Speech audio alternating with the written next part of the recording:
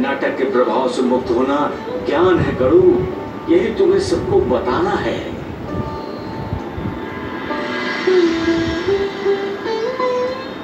मन काबू में रहने का मतलब है हमारा मुक्ति के रास्ते पर अग्रसर होना।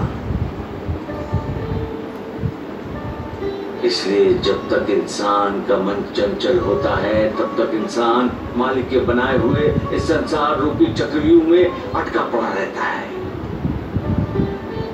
लेकिन जब वही मन अंकुश में रहता है तब हमें चक्रव्यूह ध्वस्त करने का मार्ग मिलता है। हम विकारों के चक्रव्यूह से बाहर होकर मुक्ति के सरल रास्ते पर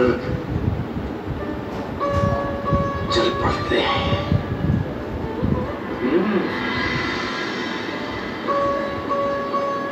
इसलिए ज्ञानी कह गए हैं मन ही बंधन है, मन ही मोक्ष है। कहने का तात्पर्य यह है कि सब कुछ हमारी कल्पना का खेल है गरु। तुम्हें लोगों को बताना है कि जब हमारा मन शून्य हो जाएगा तभी हमारा आत्मज्ञान शुरू होगा। जहां मन शून्य नहीं होता वहां अंधकार का प्रभाव रहता है।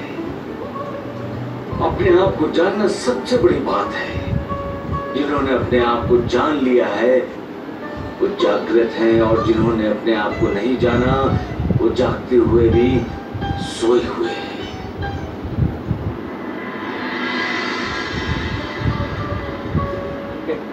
मानसापति, एक बार एक साधु अपने शिष्यों के साथ जंगल के रास्ते से जा रहा था। रास्ते में एक नदी पड़ी। वो नदी का पानी पहाड़ जैसा उफान पर आने को था। एक जवान लड़की नदी पार करने के लिए खड़ी हुई थी। उसकी हिम्मत नहीं हो रही थी नदी पार करने की। नदी में कदम रखे कैसे? साधु को लगा कि यदि वो उस लड़की का हाथ पकड़कर उसे नदी पार कराता है तो उसका ब्रह्मचर्य भ्रष्ट हो जाएगा। साधु उस लड़की की विनती को ठुकराकर नदी पार करने लगा और अपने शिष्यों को सावधानी से पीछे पीछे आने के लिए कहता है। नदी के बीच में आने के बाद उसे शक हुआ कि कहीं उसका जवान शिष्य उस लड़की के प्रभाव में तो नहीं आ गया। यदि ऐसा हो गया तो उसकी सारी साधना व्यर्थ हो जाएगी।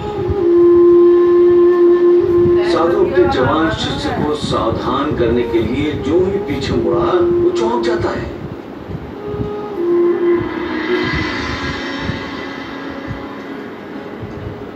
मानो उसके ऊपर बिजली गिरी।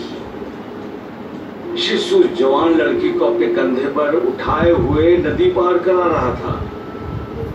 साधु को क्रोध आ गया। नदी पार करने के बाद आगे जंगल में चलते हुए अपने शिष्य से बात तक नहीं की उसने। न उसकी तरफ देखा न ही उसे एक शब्द तक कहा। जैसे इस साधु गांव में पहुंचा तब उसने अपने शिष्य से कहा, उस जवान लड़की को अपने कंधे पे बिठाकर तुमने अपनी सारी साधना व्यर्थ कर दी। तुम भ्रष्ट हो चुके हो। तुम्हें प्रायश्चित करना होगा, दंड भुगतना होगा। शिष्य ने कहा, गुरुदेव, मैंने तो उस लड़की को नदी पार कराते ही नीचे उतार दिया था, परंतु आप तो अब भी अपने मन में बिठाए हुए हैं। विकारों को अपने कंधे से उतारना यही साधना है गुरु, यही साधना है। जो विकारों को अपने कंधे पर बिठाकर जीवन जीता है वो निर्विकार की भक्ति कैसे कर सकता है?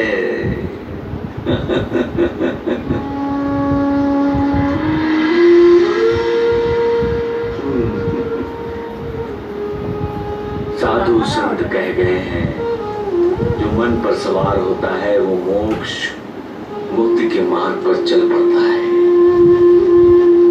और जिस पर मन सवार होता है वो मोक्ष मुक्ति के मार्ग से भटक जाता है। दास करो, तुम्हें इसी का ही तो प्रचार करना है, यही तो लोगों को बताना है, यही तो लोगों को समझाना है।